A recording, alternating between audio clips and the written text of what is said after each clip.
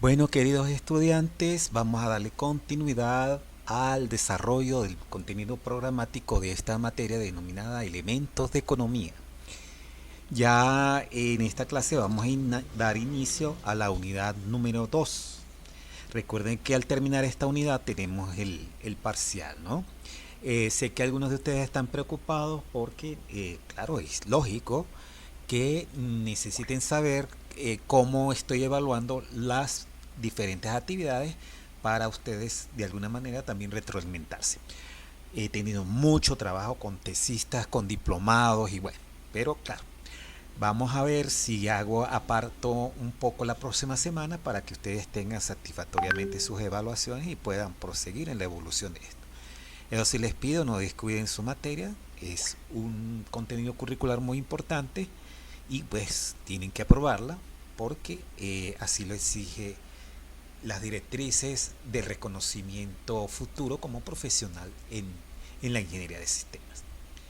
Bueno, aquí ya estamos hablando ya sobre la unidad 2, es la historia de los hechos y del pensamiento económico.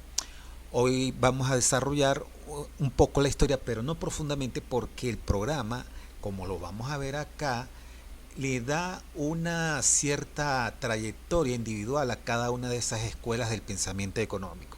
Entonces yo simplemente me voy a limitar a hacer un breve bosquejo y después los vamos a atacar a cada uno, lo vamos a desarrollar porque son escuelas del pensamiento que han marcado la vida de generaciones en generaciones desde el punto de vista monetario y económico. Entonces es importante que nosotros tengamos en cuenta ello, ¿no?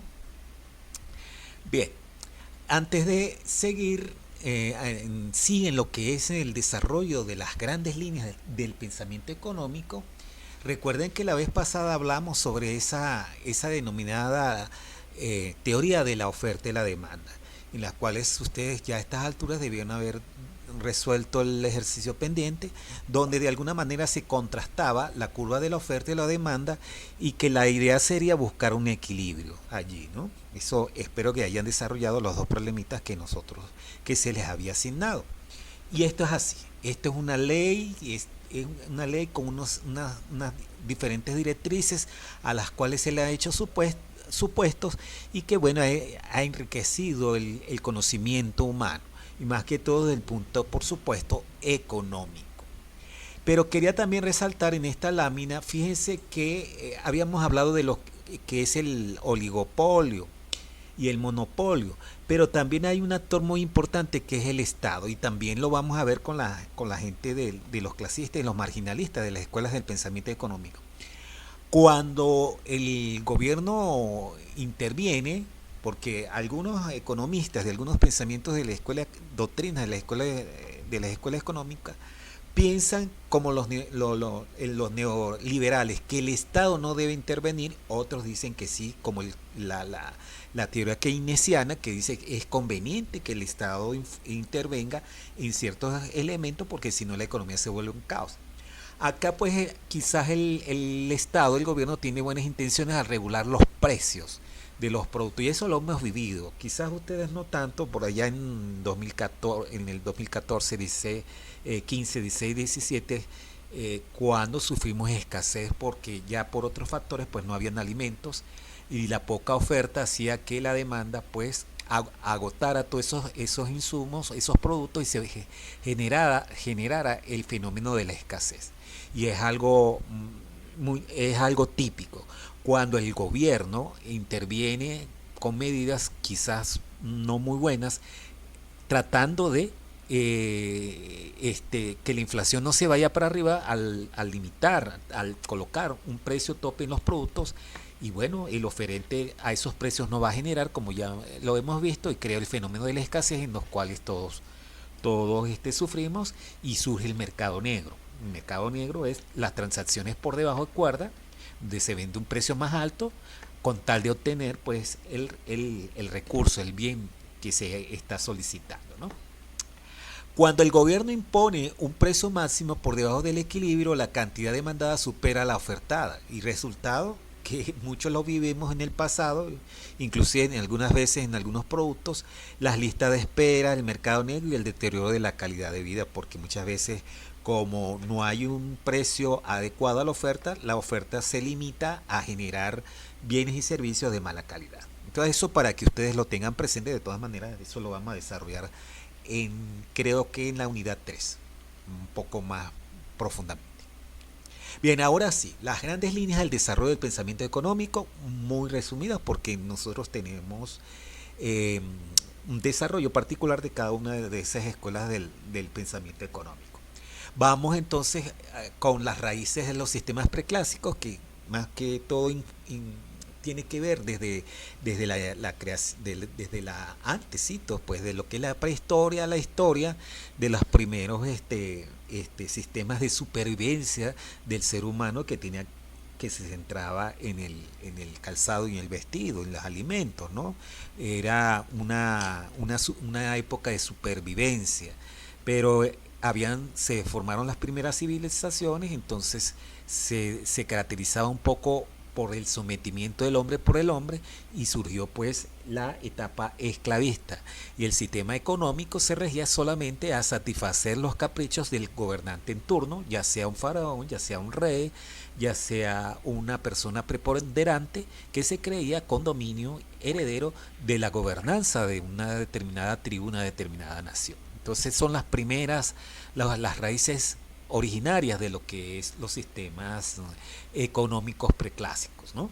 Entonces, formalmente, la comunidad primitiva y esclavismo, en sus inicios el hombre compartía todo en un estado nómada. Y si no lo hacía, pues acuérdense que estaba la guerra. Pero con la agricultura surge la propiedad y el intercambio, una cuestión que va evolucionando poco a poco. El esclavismo permitió construir las bases de las grandes civilizaciones como Egipto, Grecia, Roma, mediante la opresión.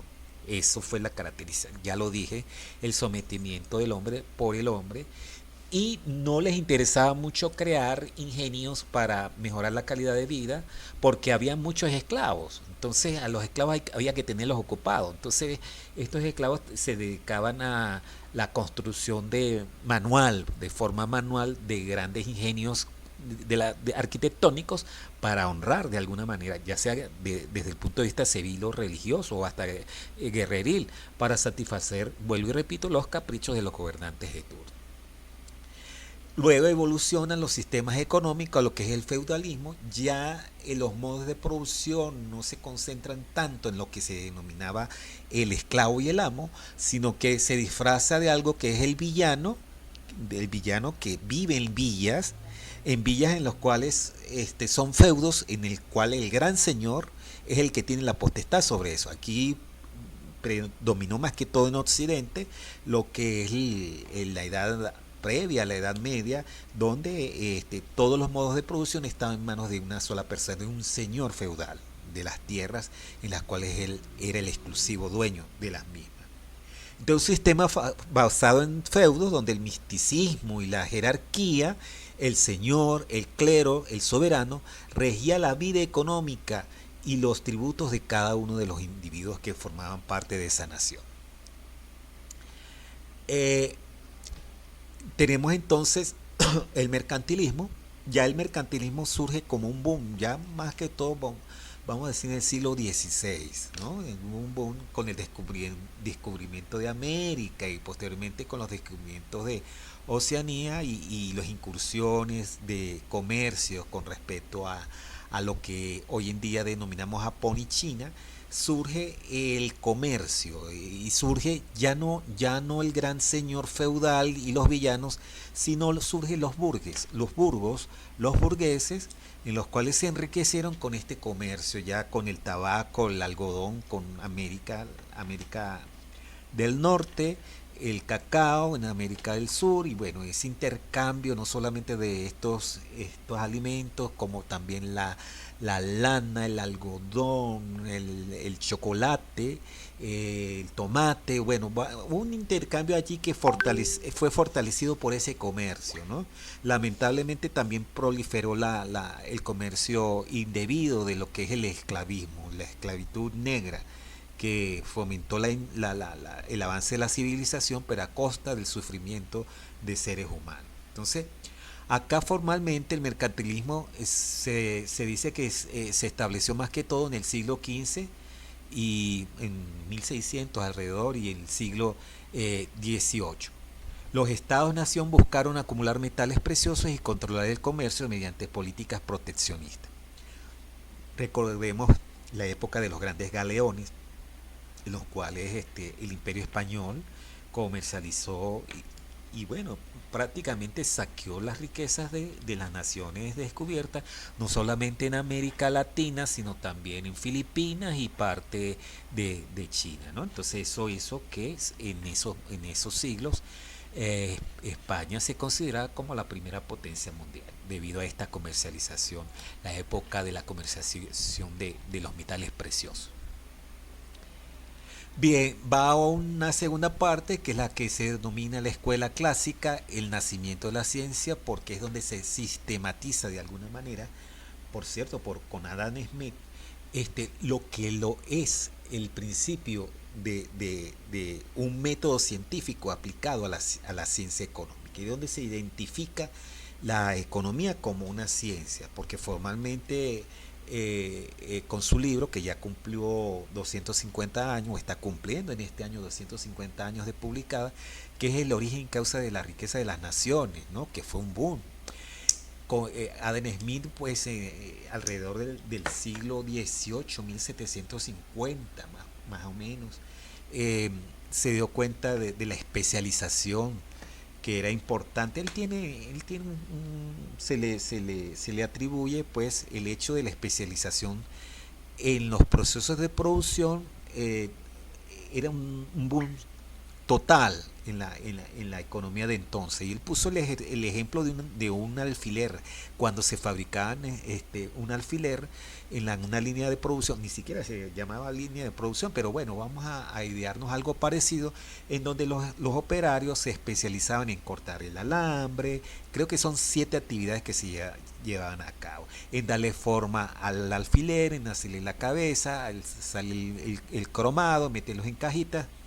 Y él se dio cuenta que la especialización de la labor, del trabajo, daba origen pues al aumento de la productividad, que es un concepto muy importante también.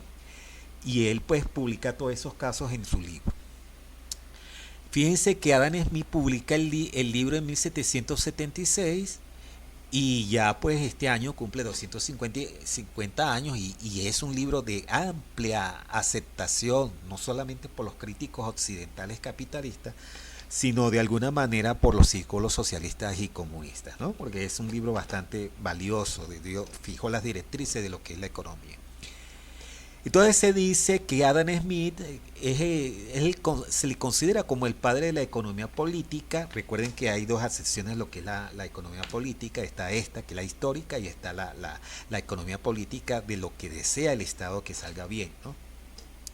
Con su obra La riqueza de las naciones, introdujo la mano invisible, sugiriendo que la búsqueda del interés personal puede guiar a la sociedad hacia el bienestar general. Él estipulaba que mientras los individuos buscaban su satisfacción propia de riqueza, en esa misma onda también incitaba de alguna manera, una mano invisible, al bienestar colectivo de los demás individuos, ¿no? Interesante. Ya tendremos chance de hablar un poco más de esto. David Ricardo, otra persona muy importante que retroalimentó la ciencia económica, se le considera como el continuador de los postulados de Smith y formuló la ventaja comparativa, base del comercio internacional moderno, demostrando cómo la especialización, fíjese, se repite otra vez la especialización, beneficia a todas las naciones. Entonces fueron creándose los primeros acepciones, los primeros conceptos de países ricos, países pobres, haciendo haciendo que aquellas naciones que tenían insumos propios, generaban insumos propios o los sabían comercializar, lograban de alguna manera una ventaja competitiva o comparativa con respecto a otras naciones, ¿no? Entonces eso enriquecía a las naciones de turno. Interesante. Bien, tenemos otra escuela del pensamiento económico y político, que es el socialismo científico y la crítica al sistema. Claro, en algunos estudiosos como lo fue Carlos Marr y Eble, pues ellos reaccionaron la explotación, porque en realidad eso fue verdad, o es verdad, que algunos elementos capitalistas, cuando ya más que todo en los países occidentales, en lo que se llamaba Inglaterra, explotaban a los trabajadores con horarios hasta de 12 y dicen hasta 18 horas laborando de lunes a viernes, ¿no? No tenían descanso, no tenían derechos, no tenían prestaciones, no tenían ningún tipo de beneficio social, y que había un excedente, una especie de plusvalía que se la quedaba el capitalista. Esa plusvalía que es con respeto, se le dice que es la excedente de beneficio en un proceso de transformación, en vez de repartirse equitativamente entre lo que es el obrero, el trabajador y el inversor del capital, el dueño del capital, pues mayormente se lo quedaba el capitalista. Y surgieron mucha gente rica a costa de los trabajadores, ¿no? Entonces esto surgió como una reacción y por eso es que caló tanto en los trabajadores que la mayoría se les considera comunistas. Y bueno, surgieron muchas acciones, la más famosa fue la Unión Soviética con respecto a este modelo. Claro, el problema es que si una colectivización de la sociedad en realidad era algo utópico, eso se ha demostrado que unos pocos son los que dueños de los procesos de los modos de transformación, y el obrero pues sigue en la misma. Entonces se ha demostrado que eso no es así, y eso lo saben ustedes porque muchos países, ahí tenemos a Cuba, tenemos Corea del Norte y algunos pocos países que quedan con esa doctrina, ¿no? Eso es mi opinión personal. Aunque las intenciones de Carlos Marr, aunque se le consideraba ateo y ciertas críticas hacia él lo motivó a ver estas cosas tan poco agraciadas o tan poco envidiables del ser humano, ¿no? Entonces él publicó todos estos elementos en su gran obra, que es El Capital, que es la Biblia del todo comunista. En ese libro se analiza la sociedad como una lucha de clases entre capitalistas y asalariados, los trabajadores. Su teoría del valor trabajo, donde explica lo que es la plusvalía, y el concepto de plusvalía buscan desnudar la explotación humana inherente al sistema. Y es algo cierto. Es algo cierto la explotación que todavía en algunos elementos se considera así. Lamentablemente pues se van a otro extremo que no es el conveniente. Bien, la revolución marginalista, ya nosotros hemos tocado un poquito, ustedes hicieron un ejercicio sobre, creo que ustedes buscaron conceptos que es la ley de los rendimientos marginales decrecientes, como el excedente, al ser un buen uso de la productividad de la producción, se hace un excedente marginal de la producción, pero llega un momento en que hay que buscar un equilibrio, porque lo contrario puede suceder, que la producción de una unidad adicional, en vez de hacer crecer la productividad, la aporta negativamente, ¿no? Nosotros hablamos de un ejercicio sobre eso y de todas maneras eso lo vamos a volver a hablar. Entonces, hablamos de la teoría de la revolución marginalista, que tiene que ver con esa ley de los rendimientos marginales y de la tasa de sustitución técnica, que ustedes también lo investigaron, y lo asocia con resurgimiento de los clásicos, que se denomina la neoclasismo. Entonces el marginalismo, donde hablamos todo esto, de la ley de los rendimientos marginales decrecientes, surge más o menos a finales del siglo XIX, 1870. Autores como Jevons, Menger y Wallace desplazaron el enfoque del trabajo hacia la utilidad marginal, ¿no? Un bien vale por la satisfacción que proporciona al consumidor. No solamente el hecho de comprar un bien para satisfacer mi necesidad, sino que también ese bien tiene que resultarme a mí con una noción cognitiva positiva de esa satisfacción que me da comprar una marca con respecto a otra. Entonces esa utilidad marginal, que muchas veces no la vemos, es lo que mueve a lo que es la teoría económica del marginalismo.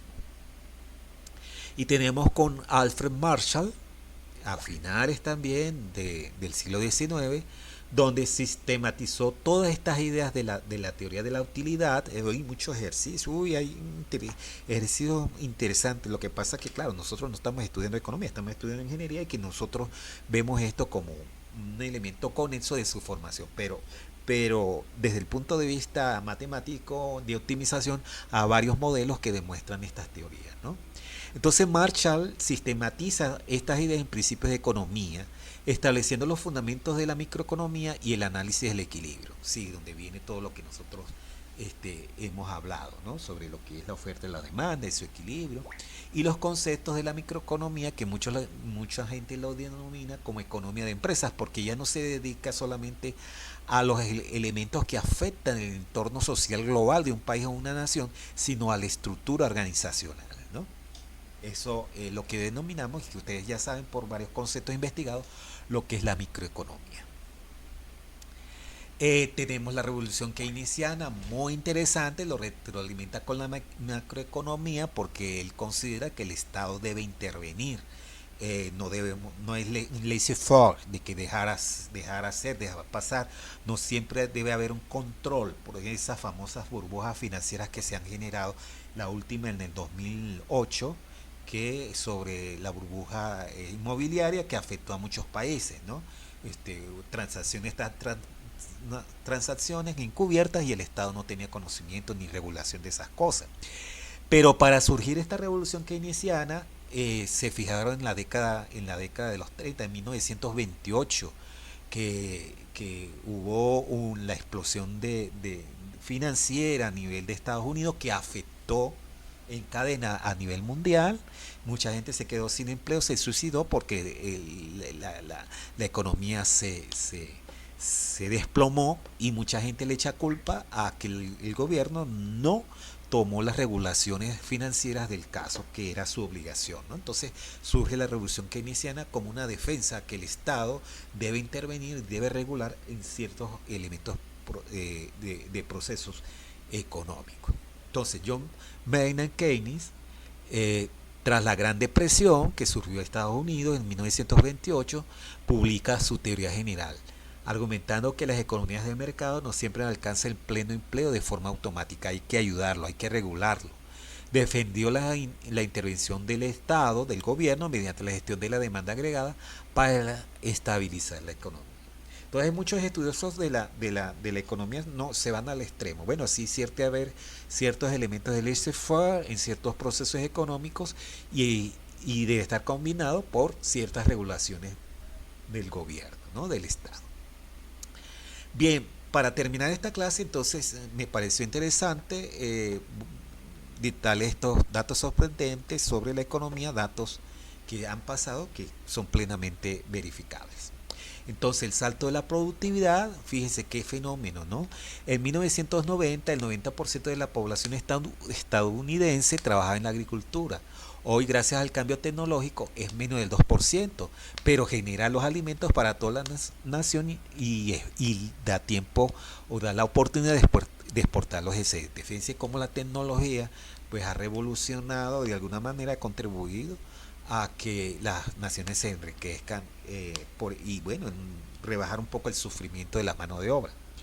Y eso pues estamos hablando de 1790, donde predominaba una sociedad esclavista, una sociedad que consideraba muchas veces al trabajador como ser inferior. Y el milagro del cemento, fíjate qué cosas, ¿no?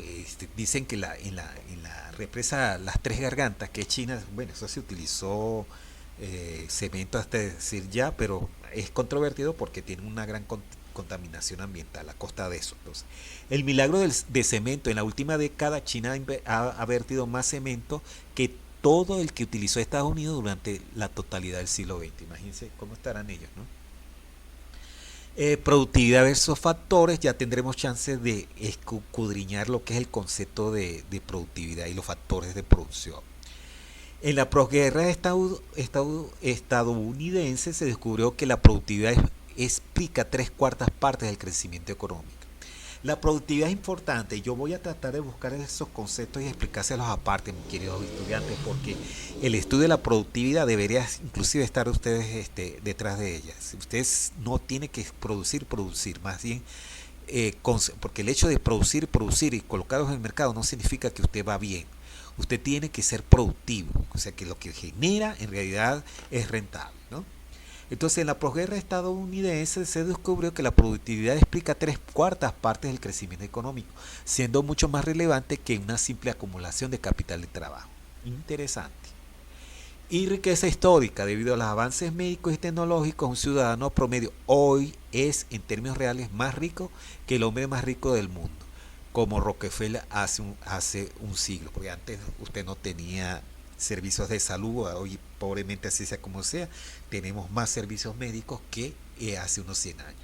Entonces, ni siquiera Rockefeller disfrutaba de esa atención médica, porque los médicos eran privados y no tenían esa formación o contaban con la tecnología suficiente para diagnosticar exitosamente una enfermedad. Hoy en día, pobremente, lo tenemos porque los nuevos descubrimientos y la tecnología médica han ayudado a que eso se hace. Bueno, muchachos, con esto terminamos esta clase y vuelvo y repito, voy a tratar de corregirles sus actividades para que ustedes sigan en camino y bueno, siempre repito, esta materia tómenla como algo interesante, algo de vida que ustedes van a aplicar en su futuro como profesionales en el área de la ingeniería de sistemas. Chévere.